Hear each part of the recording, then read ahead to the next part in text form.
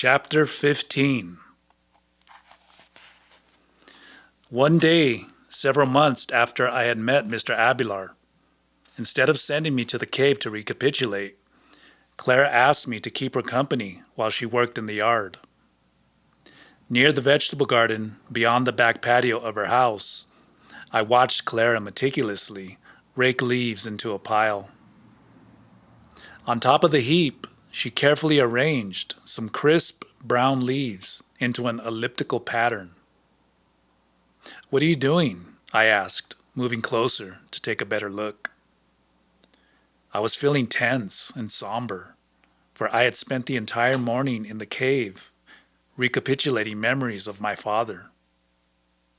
I'd always thought he was a bombastic and arrogant ogre. To realize he was actually a sad, defeated man, broken by the war and his thwarted ambitions, left me emotionally drained. "I'm making a nest for you to sit on," Clara replied. "You are to brood like a hen hatching eggs. I want you to be rested because we may have a visitor this afternoon." "And who might that be?" I asked casually. For months, Clara had promised to introduce me to the other members of the Nawal's group, her mysterious relatives that had finally returned from India, but she never had. Every time I had expressed my desire to meet them, she always said I needed to cleanse myself first with a more thorough recapitulation, because in my present state, I wasn't fit to meet anyone. I believed her. The more I examined memories of my past, the more I felt in need of cleansing. "You haven't answered my question, Clara," I said testily. "Who's coming?" "Never mind who," she said, handing me a bunch of dry, copper-colored leaves. "Put these over your navel and tie them with your recapitulation sash." "I left my sash in the cave," I said. "I hope you're using it properly," she commented. "The sash supports us while we recapitulate. You're to wrap your stomach with it and tie one end of it to the stake I planted in the ground inside the cave. That way you won't fall over and bang your head if you doze off, or in case your double decides to wake up." "Should I go and get it?" She clicked her tongue, exasperated. "No, we don't have time. Our visitor might be here any minute, and I want you to be relaxed and at your best. You can use my sash." Clara hurried inside the house and momentarily returned with a strip of saffron cloth. It was truly beautiful. It had an almost imperceptible pattern woven in it. In the sunlight, the strip of silk shimmered, changing its hue from a dark gold to a mellow amber. "If any part of your body is injured or in pain, wrap this sash around it," Clara explained. "It will help you recover. It has a bit of power, for I've done years of recapitulating wearing it. Someday you'll be able to say the same about your sash." "Why can't you tell me who's coming to visit?" I pressed. "You know I hate surprises. Is it the Nawal?" "No, it's someone else," she said, "but equally powerful, if not more so. When you meet her, you have to be quiet and empty of thoughts, or you won't benefit from her presence." With exaggerated solemnity, Clara said that today, as a matter of principle, I had to use all the sorcery passes she had taught me. Not because anyone was going to test me to make sure I knew them, but because I had to come to a crossroad and I had to begin moving in a new direction. "Wait, Clara, don't frighten me with talk of changing," I pleaded. "I'm terrified of new directions." "To frighten you is the farthest thing from my mind," she assured me. It's just that I'm a bit worried myself. Do you have your crystals with you? I unbuttoned my vest and showed her the leather double-shoulder holster I had fashioned, with her help, to hold the 2 quartz crystals. They were secured one under each arm, like 2 knives in their own sheath, complete with an overlapping flap and fastened with a snap. Take them out and have them ready, she said, and use them to rally your energy. Don't wait for her to tell you to do so. Do it at your own discretion, whenever you feel you need an extra boost of energy. From Clara's statements, it was easy to deduce 2 things: that this was going to be a serious encounter, and that our mystery guest would be a woman. Is she one of your relatives? I asked. Yes, she is, Clara replied with a cold smile. This person is my relative, a member of our party. Now, relax and don't ask any more questions. I wanted to know where her relatives were staying. It was impossible that they were staying in the house, because I would have run across them, or at least seen signs of their presence. The fact that I hadn't seen anybody had turned my curiosity into an obsession. I imagined that Clara's relatives were deliberately hiding from me and even spying on me. This made me angry, and at the same time even more determined to catch a glimpse of them. The origin of my turmoil was the unmistakable feeling that I was constantly being watched. I deliberately tried to entrap whoever it was by leaving one of my drawing pencils lying around to see if anyone picked it up, or by placing a magazine open at a certain page and checking it later to see if that page had changed. In the kitchen, I carefully examined the dishes for signs of use.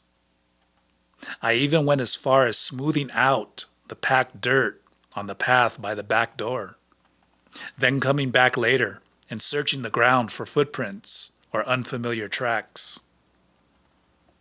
In spite of all my efforts at sleuthing, the only prints I ever saw were those of Clara, Manfred, and myself. If a person was hiding from me, I was convinced I would have noticed it. But as it was, there seemed to be no one else in the house, in spite of my being certain that there were people present.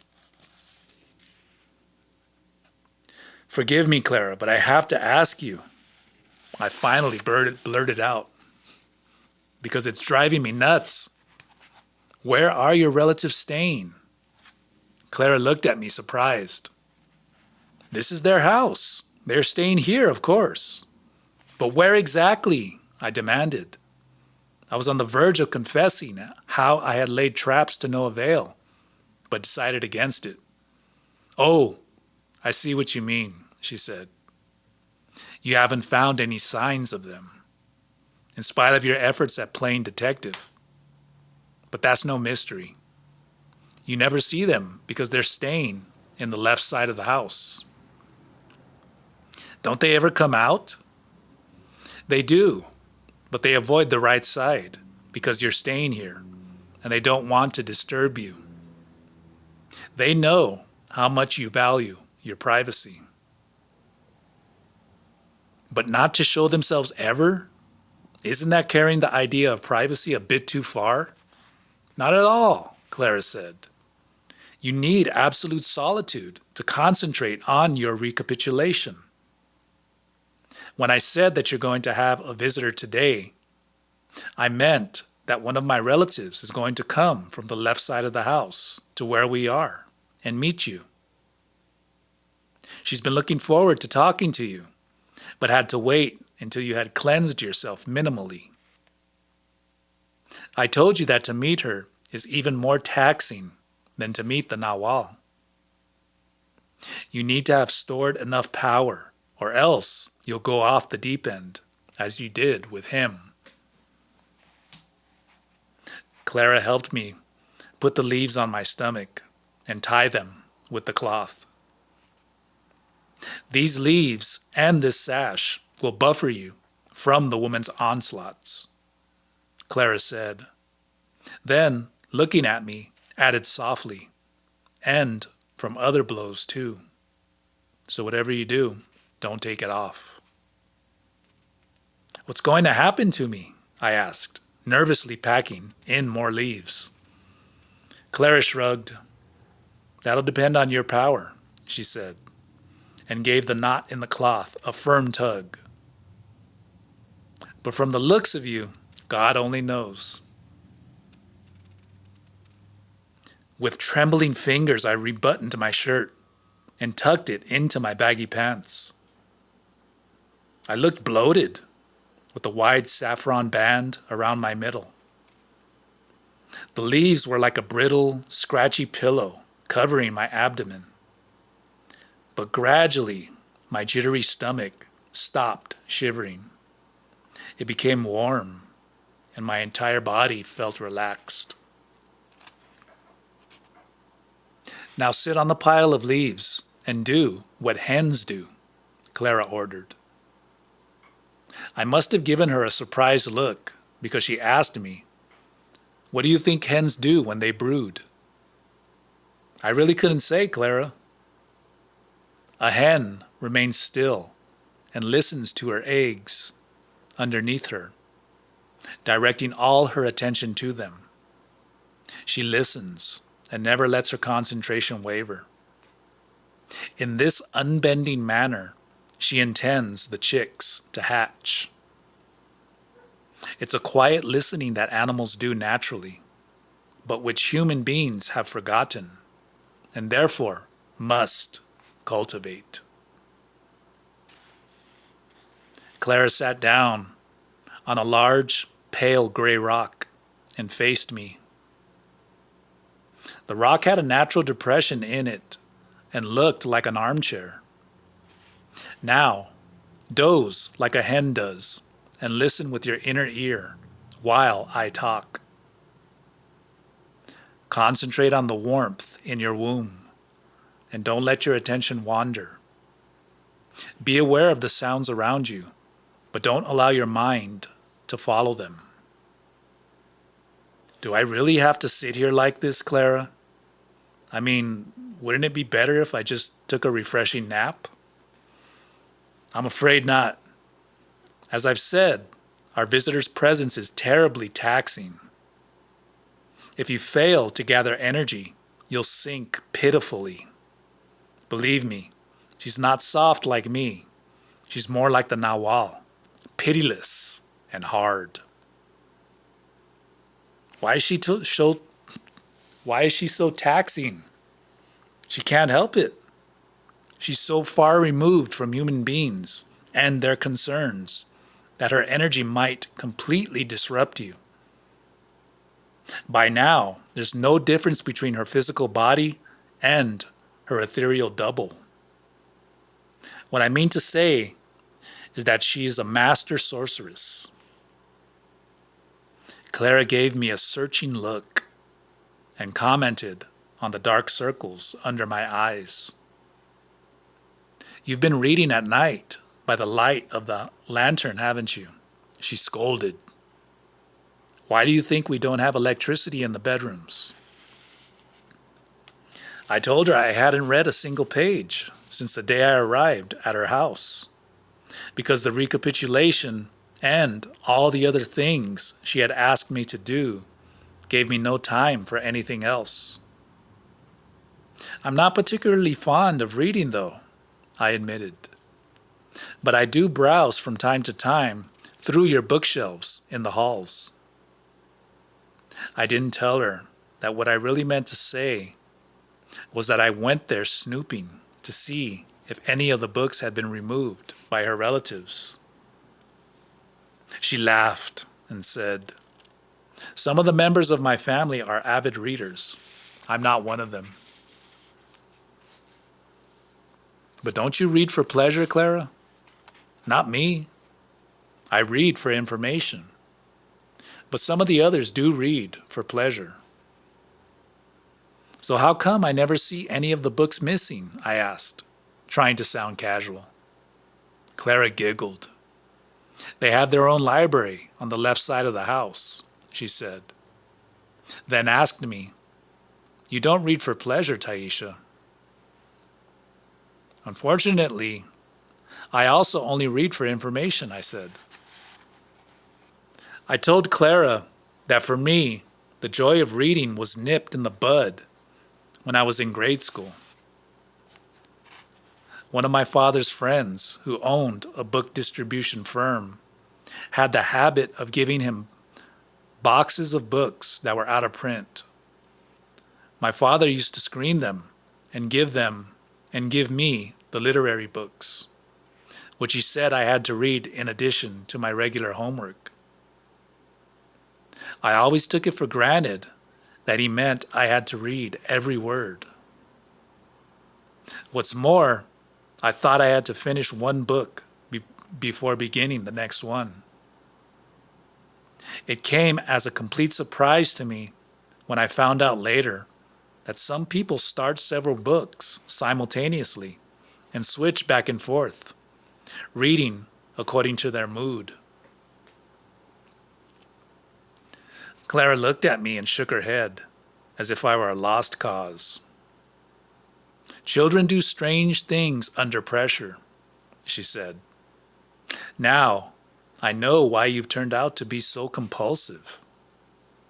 I bet if you try to remember those stories now, you'll be shocked at what you find. As children, we can never question what's presented to us, just as you didn't question that you had to read a book from cover to cover. All the members of my family have serious contentions about what's done to children. I've become obsessed with meeting your family, Clara. That's only natural. I've talked about them so often. It's not just that, Clara, I said. It's more of a physical sensation. I don't know why, but I can't stop thinking about them. I even dream about them. The minute I voiced that, something arranged itself in my mind. I bluntly confronted Clara with a query. Since she knew who I was, and her cousin, being my landlord, knew me, it suddenly occurred to me to ask whether I knew her other relatives too. Naturally, all of them know you, Clara said, as if it were the most obvious thing.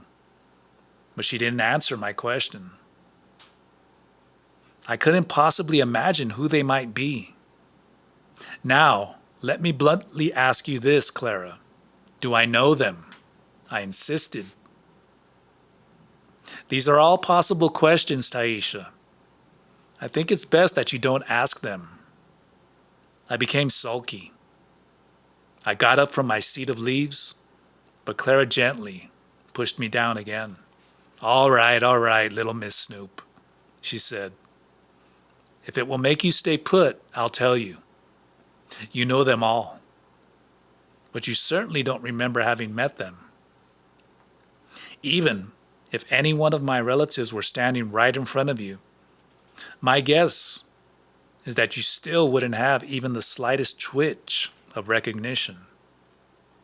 But at the same time, something in you will get extremely agitated. Now, are you satisfied?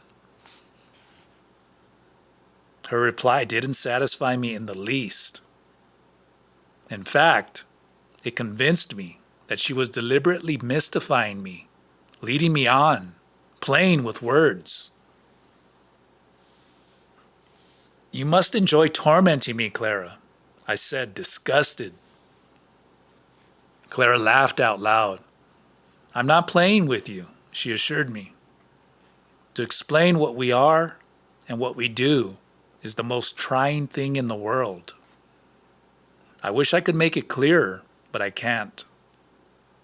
So it's pointless to keep on insisting on explanations when there are none. I shifted uncomfortably on the ground. My legs had fallen asleep. Clara suggested that I lie on my stomach and rest my head on my right arm, bending it at the elbow. I did that and found the position comfortable. The ground and the leaves seemed to keep me rooted while my mind was still but alert. Clara leaned over and caressed my head affectionately.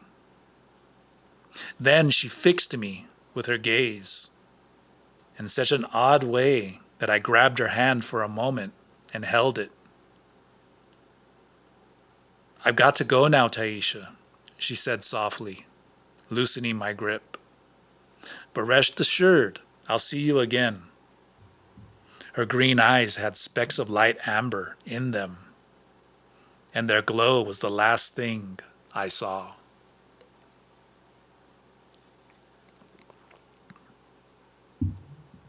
I woke up when someone was poking my back with a stick. A strange woman was standing over me. She was tall, slender, and incredibly striking.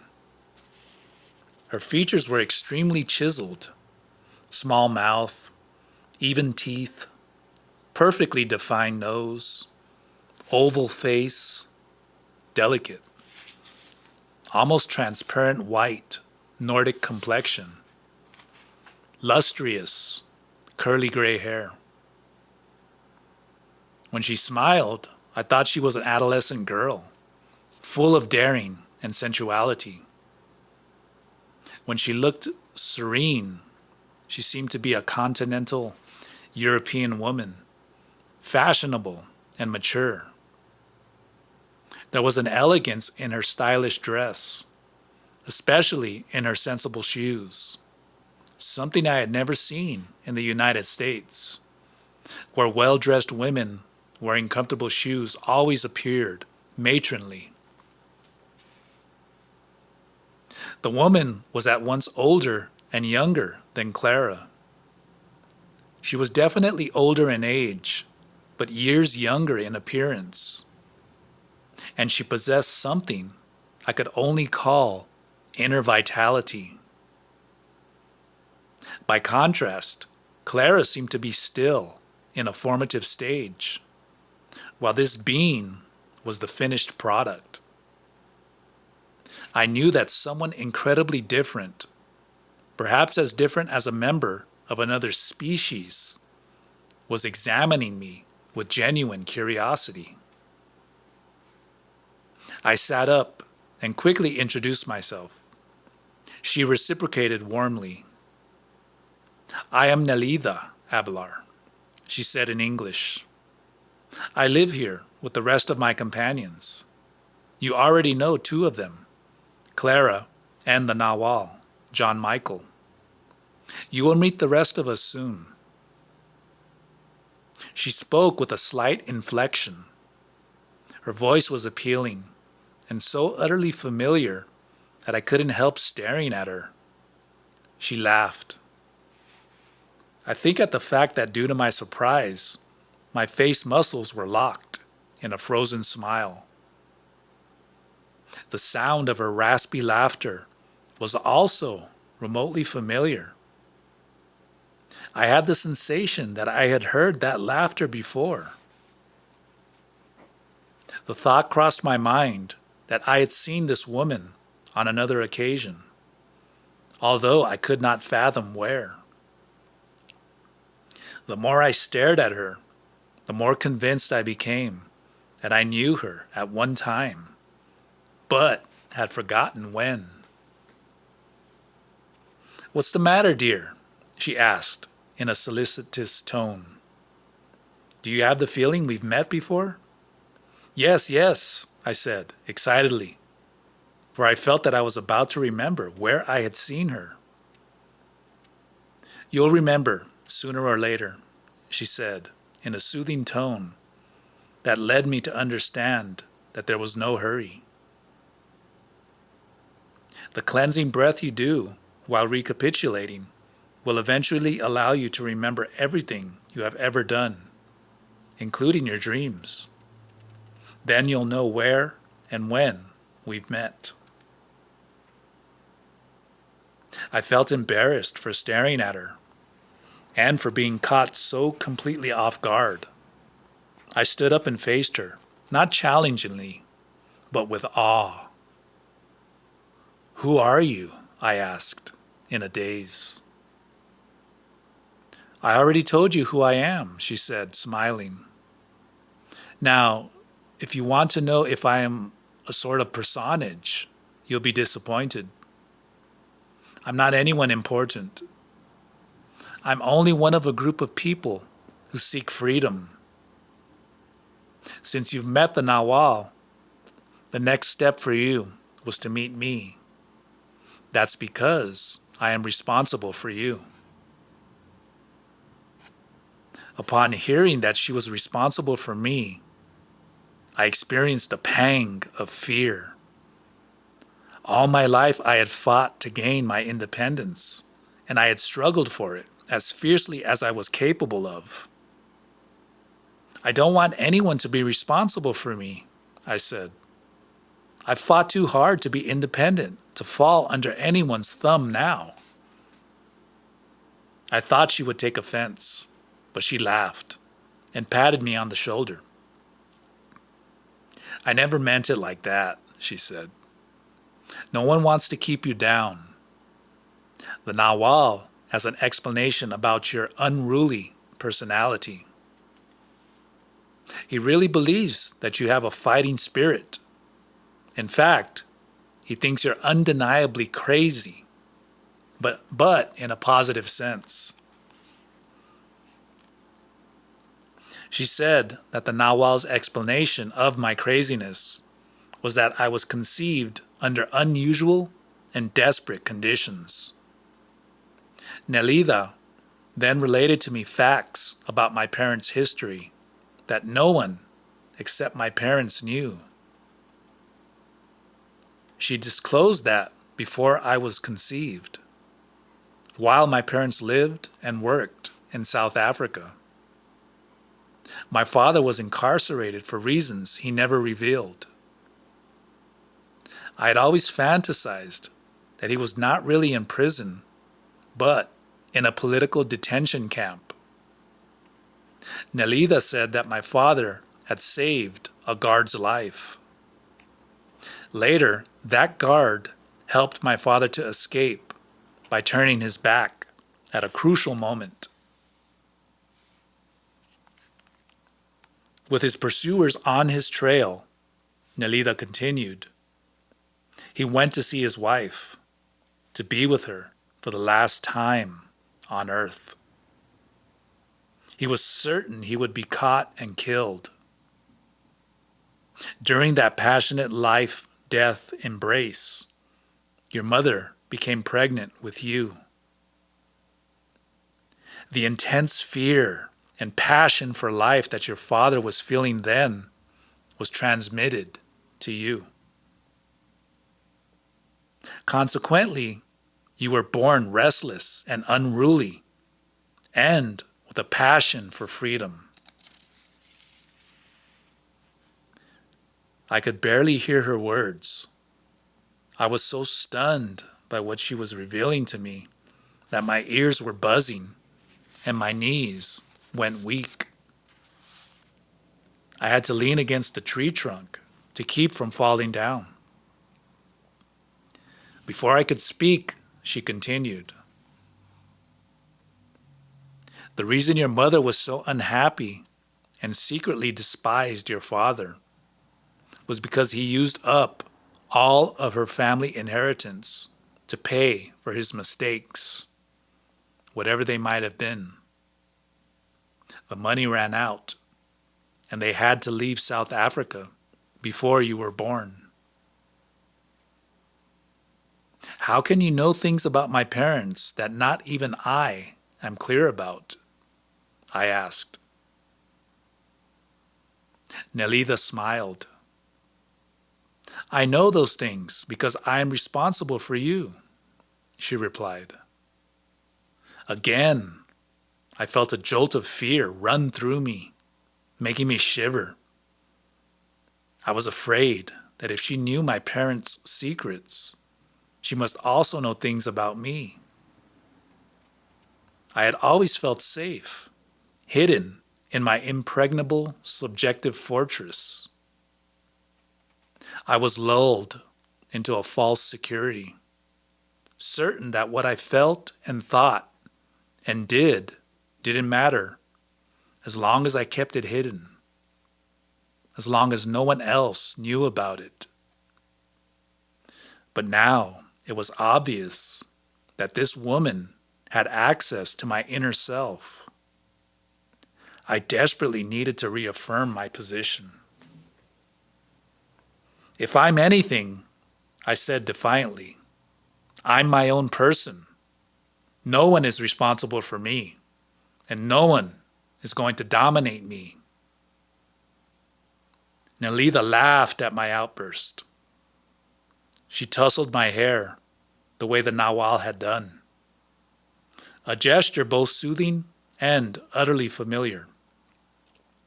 Nobody is trying to dominate you, Taisha, she said in a friendly tone. Her gentleness served to dissipate my anger. I've said all those things to you because I need to prepare you for a very specific maneuver. I listened to her intently because I sensed from her tone that she was about to reveal something awesome to me. Clara has brought you to your present level in a most artistic and effective way. You will forever be indebted to her. Now that she's finished her task, she has gone. And the sad part is that you didn't even thank her for her care and her kindness. Some horrible, unnamed feeling loomed over me.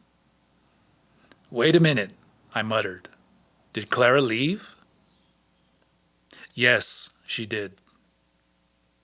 But she'll be coming back, won't she? I asked.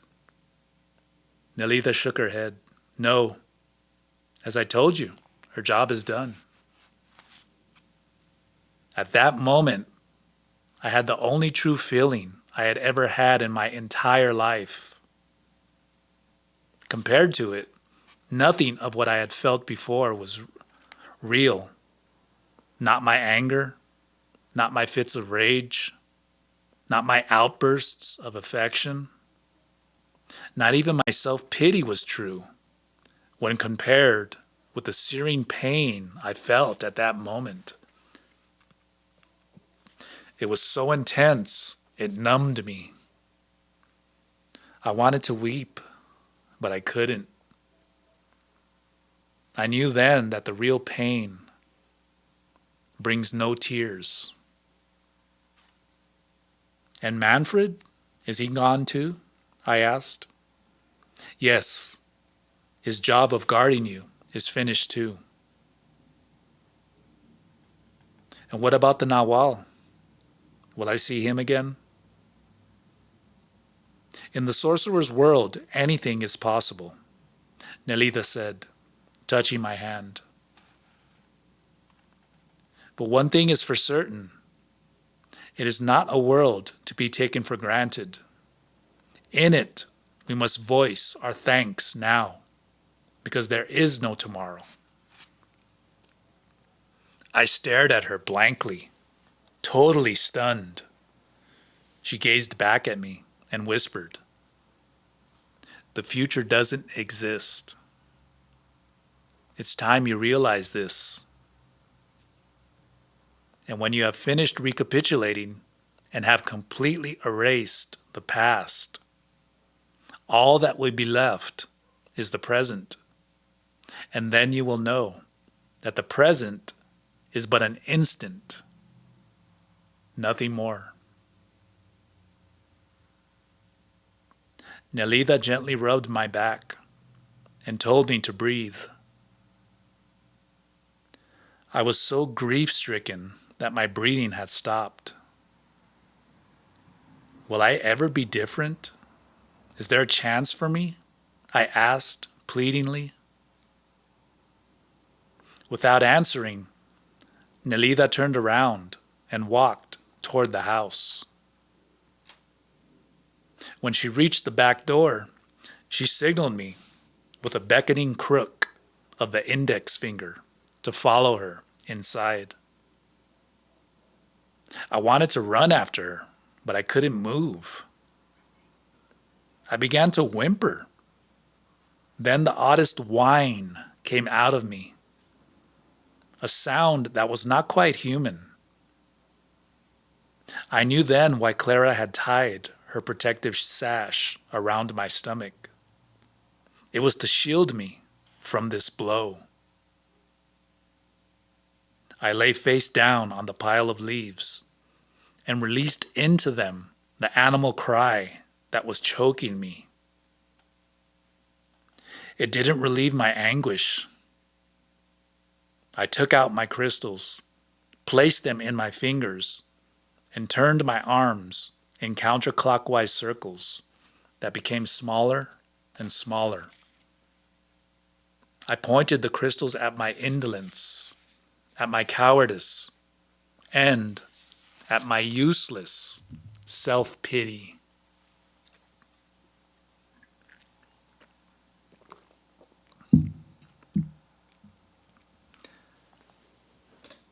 Chapter 16.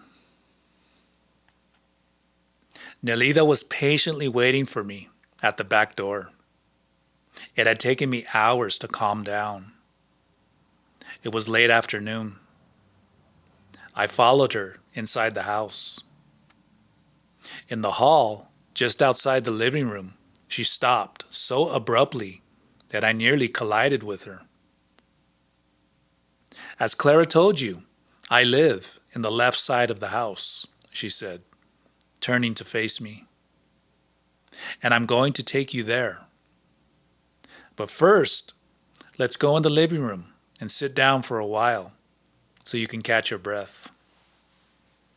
I was panting and my heart was beating disturbingly fast.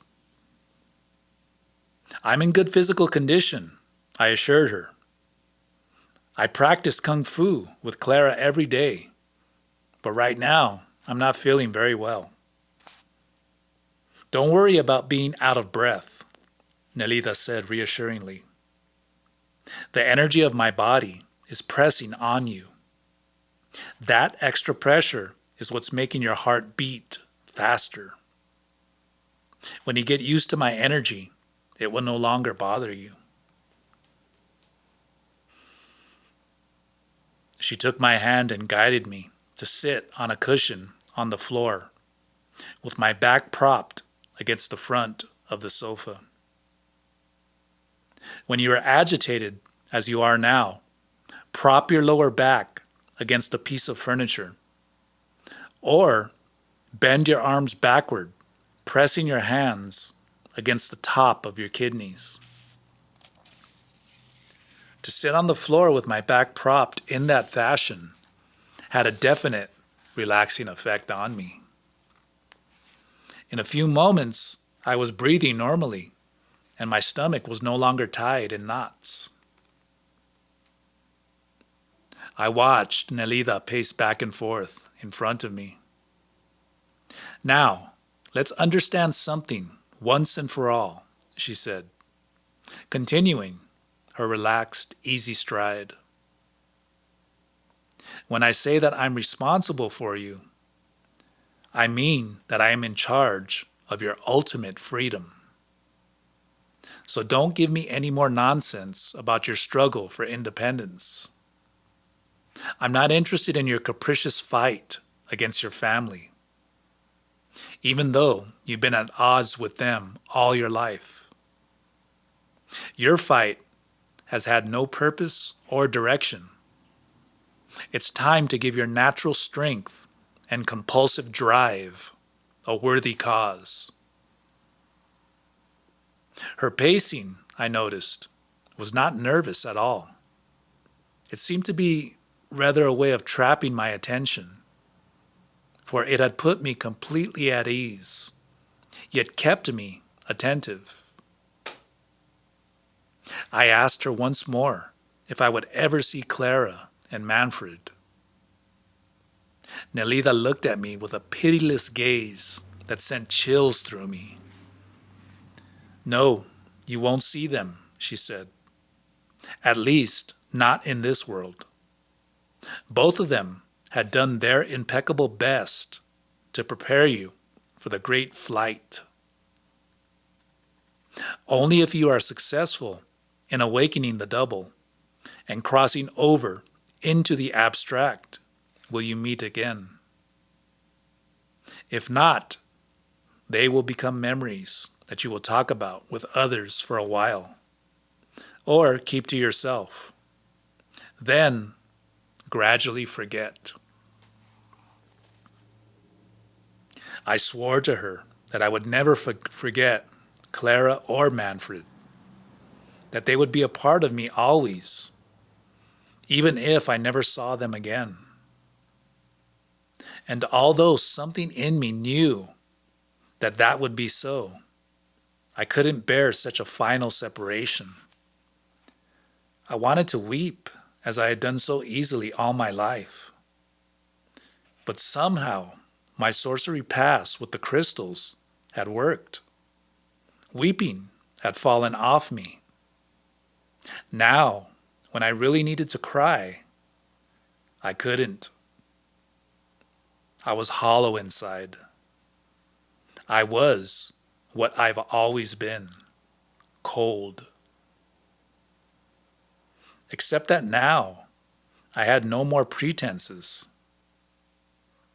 I remember what Clara had told me, that coldness is not cruelty or heartlessness, but an unbending detachment.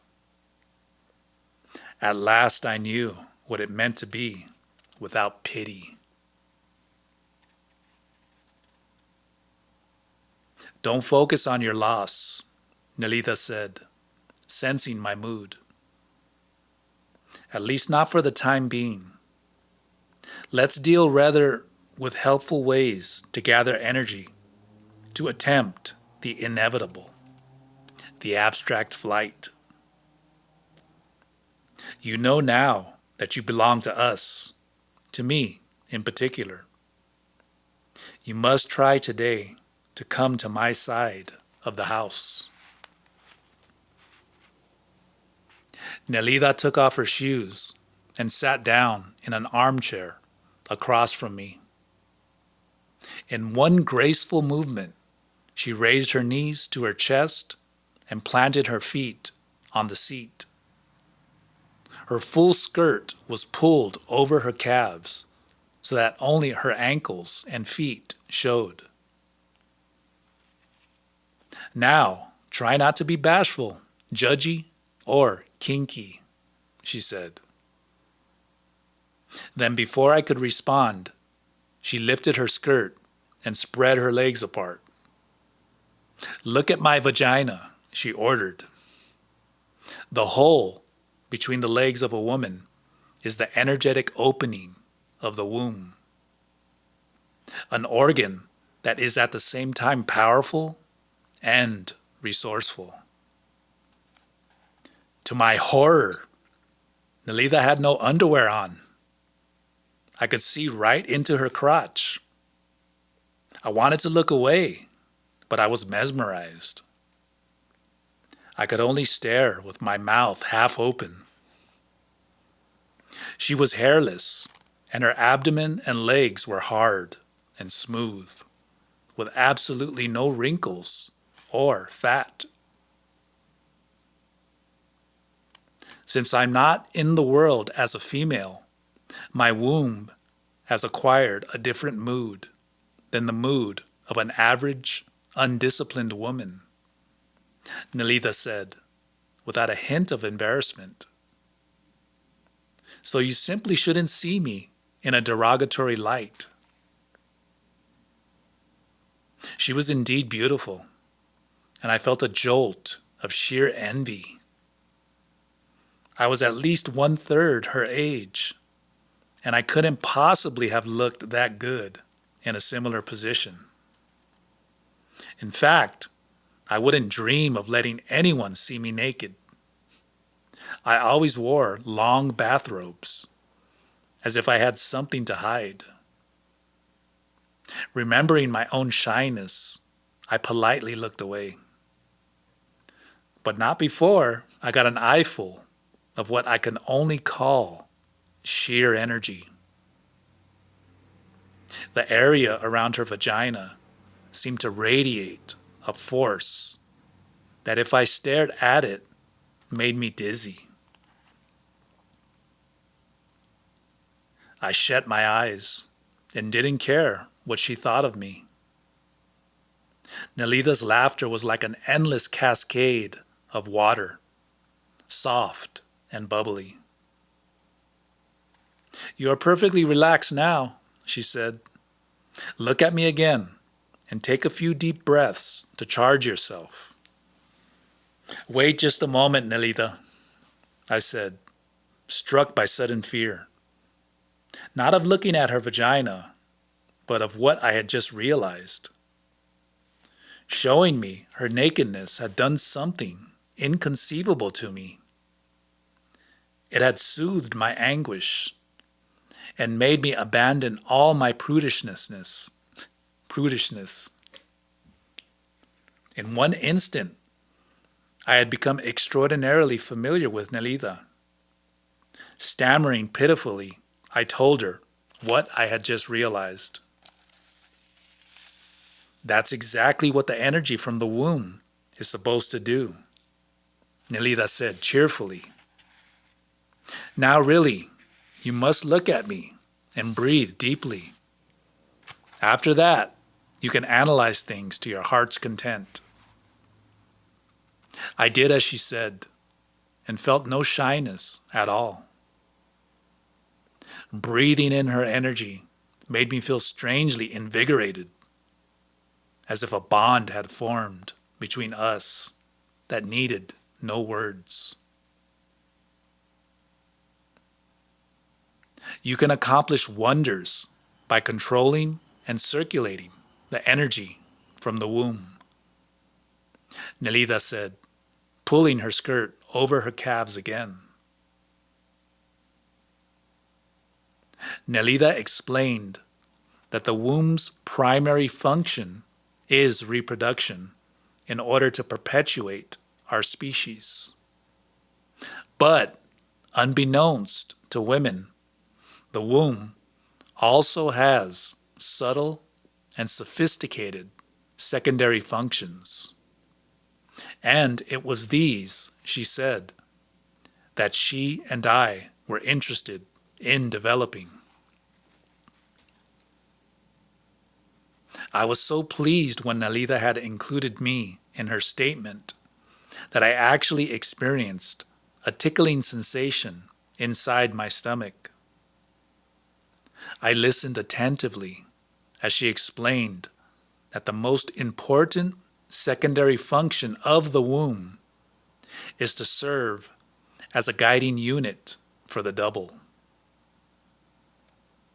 Whereas males have to rely on a mixture of reason and intent to guide their doubles, females have at their disposal their womb, a powerful source of energy with an abundance of mysterious attributes and functions, all designed to protect and nurture the double.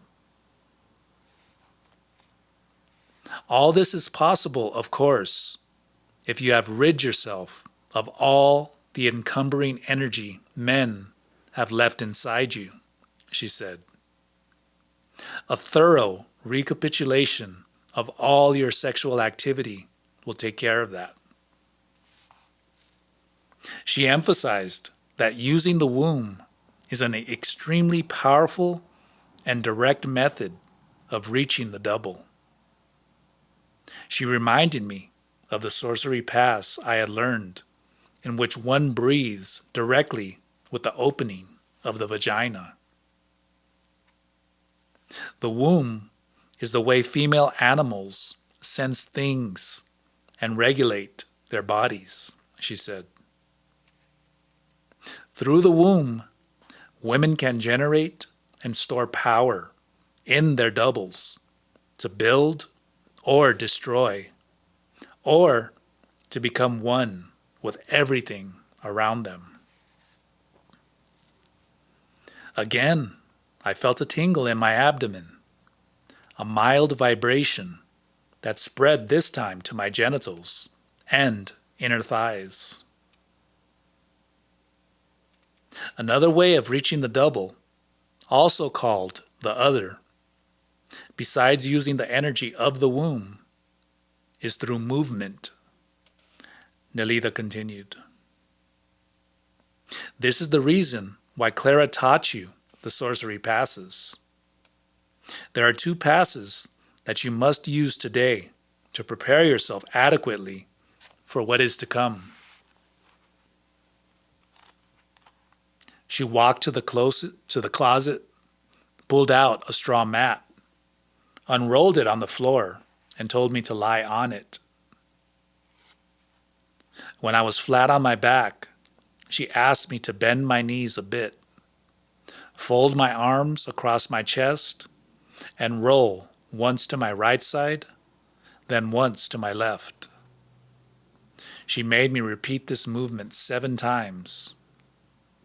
As I rolled, I was to slowly curl my spine at the shoulders.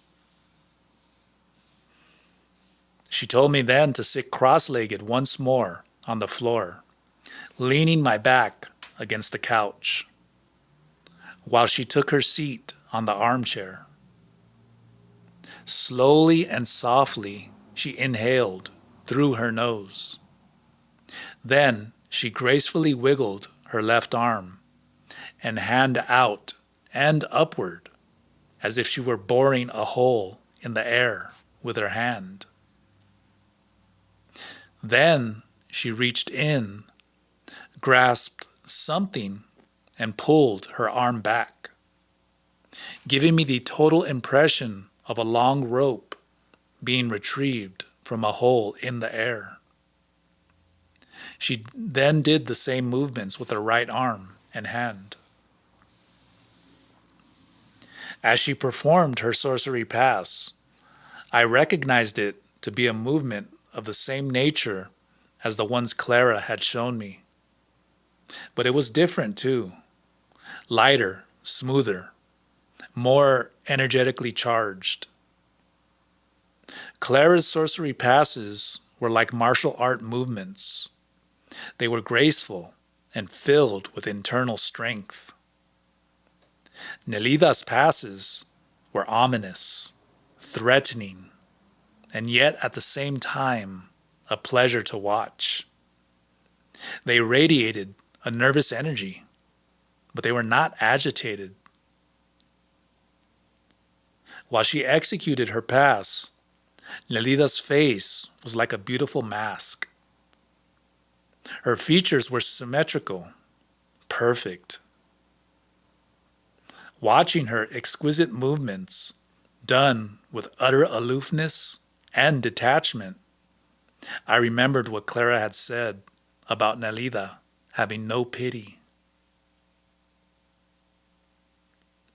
This pass is for gathering energy from the vastness that lies just behind all that we see, she said. Try making a hole and reach behind the facade of visible forms and grasp the energy that sustains us. Do it now.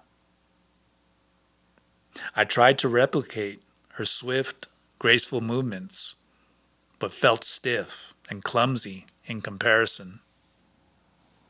I couldn't feel I was reaching through a hole and grasping energy, not by any stretch of the imagination.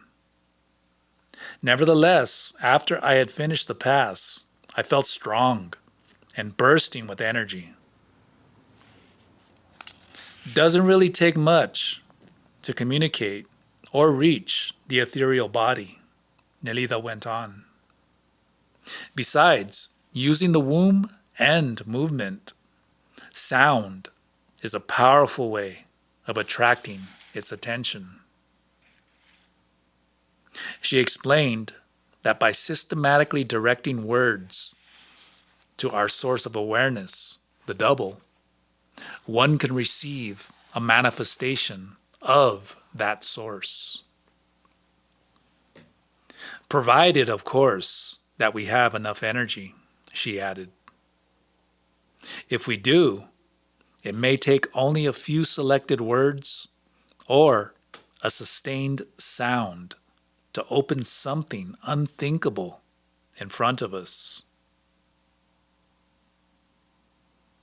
How exactly can we direct those words to the double? I asked. Nelida extended her arms in a sweeping gesture. The double is nearly infinite, she said. For just as the physical body is in communication with other physical bodies, the double is in communication with the universal life force. Abruptly, Nelida stood up. We've done our sorcery passes and also plenty of talking, she said. Now, let's see if we can act. I want you to stand in front of the door leading to the left side of the house. I want you to remain very quiet, but acutely aware of everything around you. I followed her down the hall to the door that had always been closed. Clara had explained to me that it was kept closed even when all of the family members were present in the house. Since she had made me promise that I would never, under any circumstances, try to open it, no matter how curious I became, I never paid much attention to the door. As I looked at it now, I could see nothing unusual. It was just a common wooden door, much like all the others in the house. Nelida carefully opened it. There was a hallway, just like the right side hallway, that led to the other side of the house. I want you to repeat one word, Nelida said, standing close behind me. The word is intent.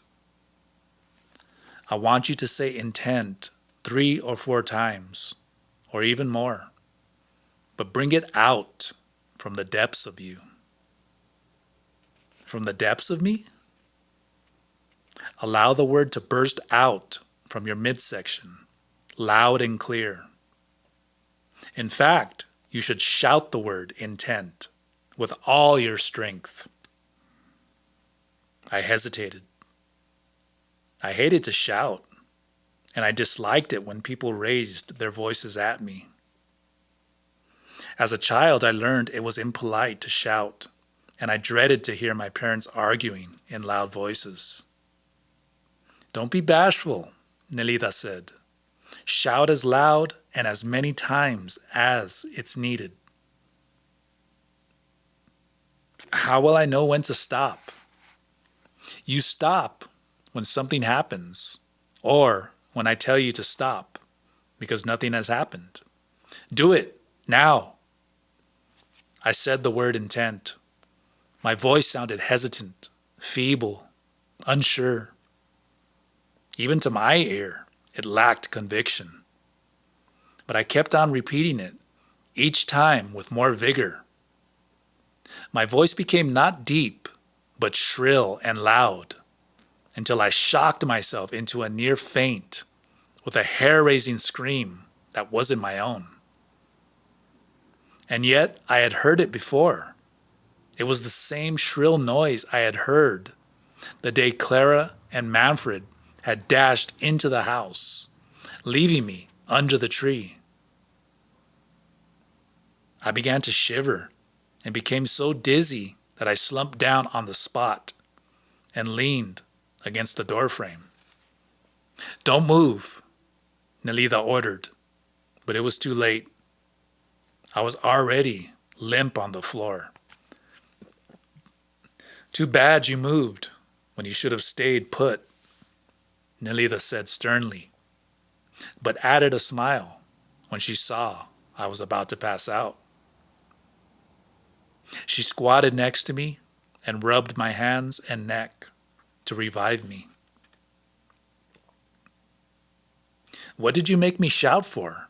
I muttered, straightening up against the wall. "We were trying to catch the attention of your double," Nelida said. "Seemingly, there are two levels to the universal awareness. The level of the visible, of order, of everything that can be thought or named, and the unmanifested level of energy that creates and sustains all things. Because we rely on language and reason," Nelida continued, "it is the level of the visible that we regard as reality. It appears to have an order and is stable and predictable. Yet, in actuality, it is elusive, temporary, and ever-changing. What we judge as permanent reality is only the surface appearance of an unfathomable force."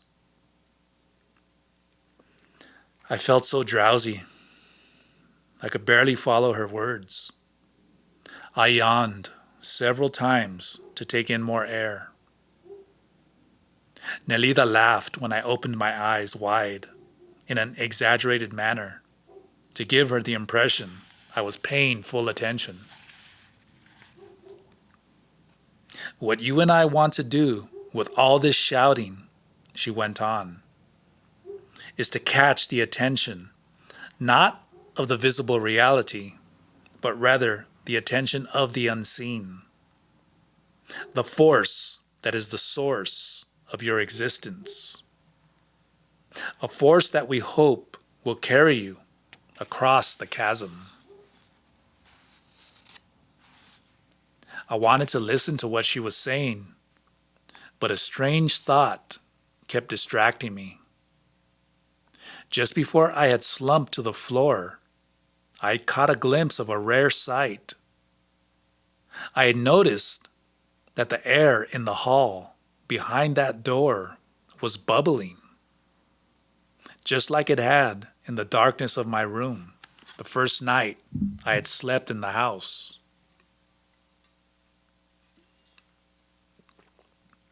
As Nelida continued speaking, I turned to look into the hallway again, but she moved in front of me and blocked my view. She bent over and picked up a leaf that, while I was shouting, must have fallen out of the protective bundle Clara had tied around my midsection. "Perhaps this leaf will help clarify things," she said, holding it up for me to see. She talked fast, as if she knew my attention was waning, and she wanted to get as much in as she could before my mind wandered off again. "Its texture is dry and brittle. Its shape is flat and round. Its color is brown with a touch of crimson. We can recognize it as a leaf because of our senses, our instruments of perception, and our thought that gives things names. Without them, the leaf is abstract, pure, undifferentiated energy. The same unreal, ethereal energy that flows through this leaf flows through and sustains everything. We, like everything else, are real on the one hand and only appearances on the other. She carefully put the leaf back on the floor, as if it were so fragile that it would shatter at the slightest touch.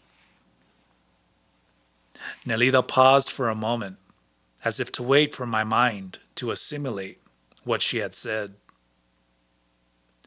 But my attention was again drawn through the open door to the hallway, where I saw filaments of light streaming through a large window at the end of the hall. I caught a fleeting glimpse of men and women. That is, 3 or 4 people for an instant had stuck their heads out of doors, opening onto the hallway. They all seemed to have been awakened at once by my shouts and had poked their heads out of their bedrooms to see what all the commotion was about. "You're certainly undisciplined," Nelida barked at me. Your attention span is much too short." I tried to tell Nelida what I had seen, but she subdued me with one look. I felt a chill going up my spine, into my neck, and I ended up shivering involuntarily. It was then, as I sat there confused and defenseless, that the strangest thought thus far occurred to me.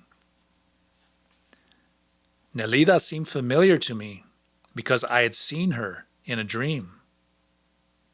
In fact, I had seen her not in one dream, but in a series of reoccurring dreams, and the people in the hall. "Don't let your mind go beyond this point," Nelida shouted at me. "Don't you dare, do you hear me? Don't you dare to wander away. I want your undivided attention here with me." She pulled me to my feet and told me to gather my wits. I did my best to gather them because I was definitely intimidated by her.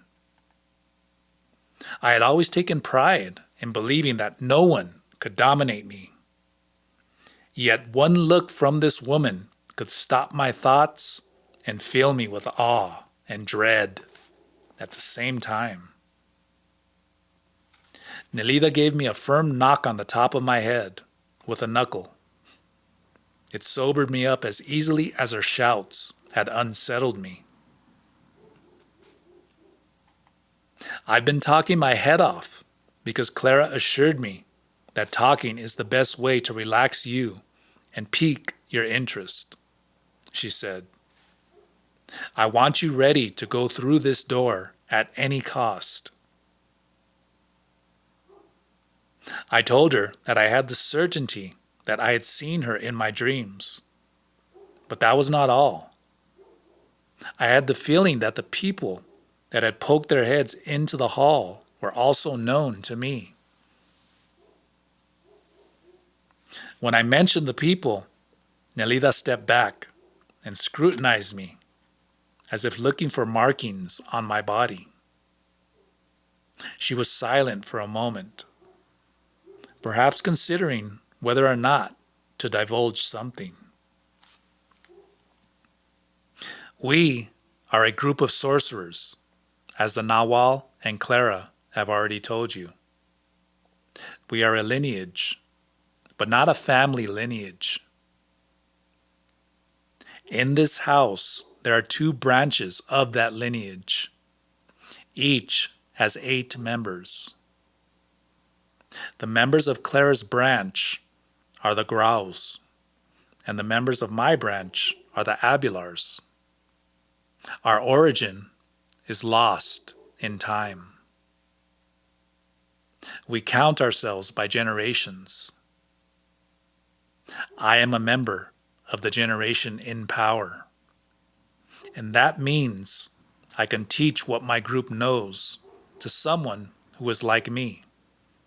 In this case, you. You are an Abelar." She stood behind me and turned me in the direction of the hallway. Now, no more talking. Face the hallway and shout again the word, intent. I think you are ready to meet all of us in person. I shouted intent 3 times. This time, my voice didn't screech, but resonated loudly beyond the walls of the house. On the 3rd shout, the air in the hall began to fizzle. Billions of tiny bubbles sparkled and glowed, as if they had all lit up at the same instant. I heard a soft hum that reminded me of the sound of a muffled generator. Its mesmeric purr drew me inside, past the threshold where Nelida and I had been standing. My ears were plugged, and I had to swallow repeatedly to unplug them. Then the humming stopped, and I found myself in the middle of a hallway that was the exact mirror image of the hallway in the right side of the house where my room was. Only this hallway was full of people. They all had come out of their rooms and were staring at me as if I had dropped in from another planet, materializing right in front of their very eyes. Among them, at the far end of the hallway, I saw Clara. She had a beaming smile and opened her arms, inviting me to come and embrace her. Then I saw Manfred pawing the floor. He was as happy to see me as Clara was. I ran toward them, but instead of feeling my steps on the wooden floor, I felt that I had been catapulted in the air. To my agony, I flew past Clara and Manfred and all the other people in the hallway. I had no control over my movements. All I could do was shout Clara's and Manfred's names in anguish as I flew past them, beyond the hall, the house, beyond the trees and the hills, into a blinding glare, and finally into an absolutely black stillness.